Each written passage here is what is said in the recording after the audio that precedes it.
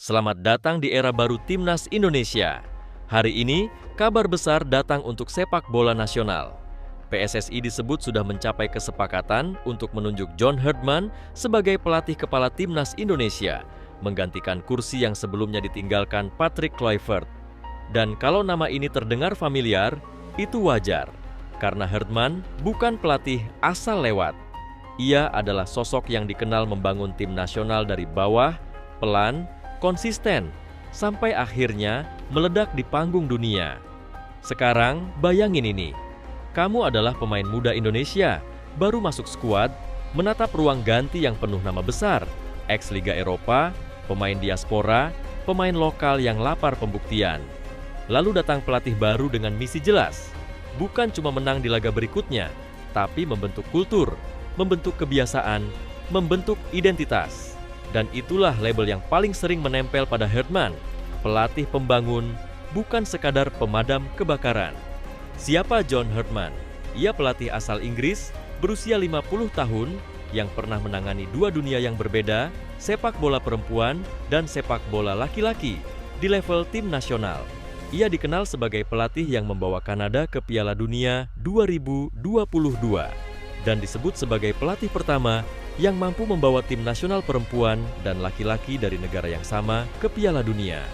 Sebelum menangani tim putra, ia membesut Kanada Putri dari 2011 sampai 2018, meraih medali perunggu Olimpiade 2012 dan 2016, serta mencapai perempat final Piala Dunia Putri 2015. Lalu setelah itu, ia mengangkat tim putra Kanada kembali ke Piala Dunia untuk pertama kalinya dalam 36 tahun.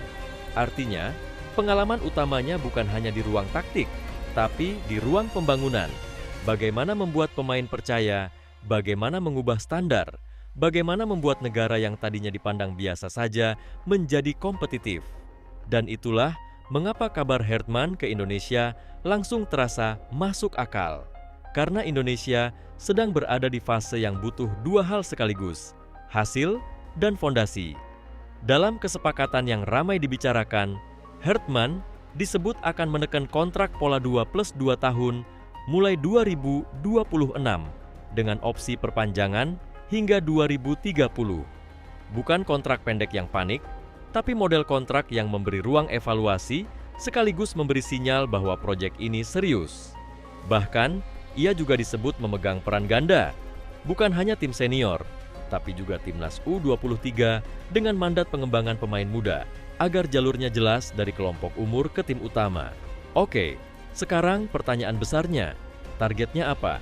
Di level paling dekat, Indonesia disebut memasang patokan yang cukup berani untuk Piala Asia 2027, yaitu minimal menembus fase gugur dan bahkan ditargetkan mencapai perempat final. Ini bukan target yang asal bunyi, karena Indonesia memang sedang mengumpulkan pengalaman dan kedalaman skuad. Dalam laporan yang beredar, tim juga disebut telah membuat progres signifikan di kualifikasi Piala Dunia 2026 zona Asia sampai menembus putaran yang lebih jauh dibanding era-era sebelumnya.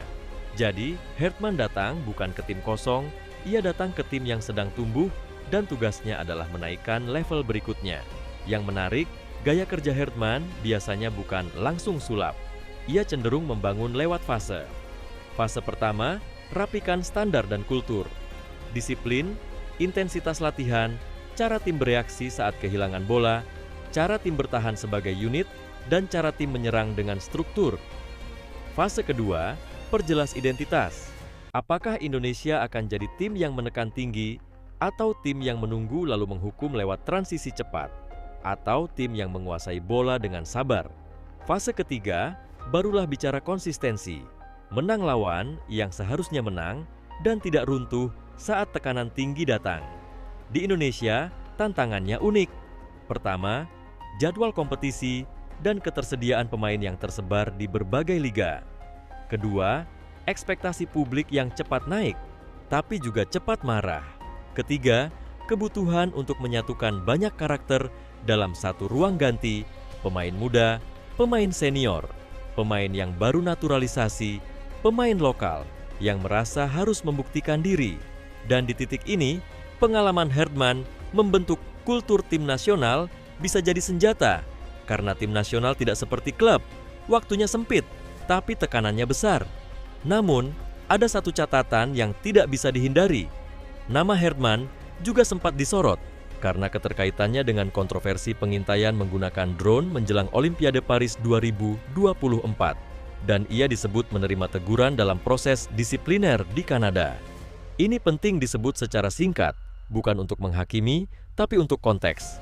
Pelatih ini datang dengan reputasi besar dan juga dengan sorotan yang besar. Dan di sepak bola modern, sorotan itu ikut menentukan narasi. Menang satu laga bisa mengubah cara orang memandang. Kalah satu laga bisa memicu keraguan. Sekarang, kita balik ke kata kuncinya, selamat datang. Karena terlepas dari pro dan kontra, Indonesia sedang masuk bab baru.